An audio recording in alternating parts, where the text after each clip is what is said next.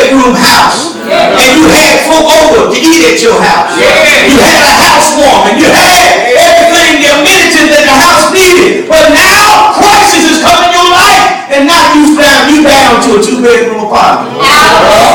It's embarrassing when folk ask you, can we come over for dinner, and you ain't got nowhere for them to sit. Y'all got to talk to me this morning. It's embarrassing when you have a new car and you were bragging about how God blessed you with the car. You were keeping it clean, but then tragedy happened. Now you got to catch a ride. It's embarrassing when the things that you had that people knew about are now taken away from you. Y'all not going to talk to me this morning. None of you got to know anything about really being embarrassed.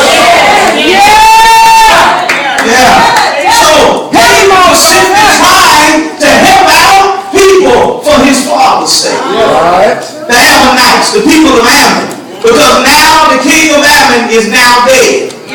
And so he sends messengers to check on him. He sends people to have their best interest at heart. And now they are ill-treated.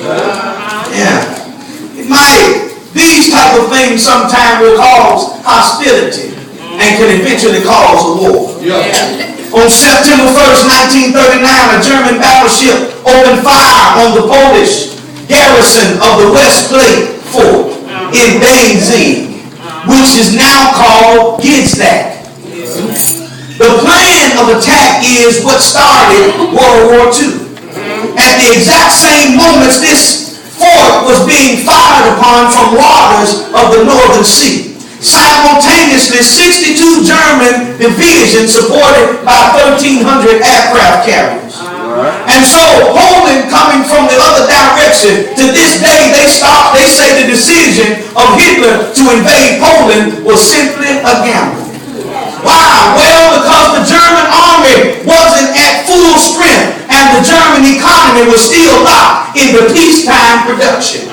So Hitler's general urged him to be cautious because they needed more time to complete the defenses of the West Wall. You see, they expected to be attacked by the British and the French along this border. At this point of the war, Germany was already heavily engaged in war in the east against Russia. Well, you can imagine what Hitler said to his generals. He dismissed their concerns of being unprotected from the West, and he demanded them to complete loyalty. He was absolutely convinced that the invasion of Poland would result in a short, victorious war for two reasons. First, he was convinced that the deployment of the world's first armored tank until unit would be swiftly defeated by the Polish armed forces. And he was right. Secondly, he judged the British and French to be weak and indecisive and certainly opt for peace settlement rather than war. At this time, Hitler was wrong. He found out that Winston Churchill was far more than he could bargain for. He was like the energizer bunny. He kept on going and going and going. He just did not give up. He continued to pull his troops together by saying, we can win this war. We can win this war. And you got to understand that in whatever you're going through, you might have been embarrassed, you might have lost the battle, but you got to tell yourself, I will win this war. Don't tell yourself, I will win this war. Well, in our text, the king of Ammon, I think it's possible that perhaps he judged David to be indecisive.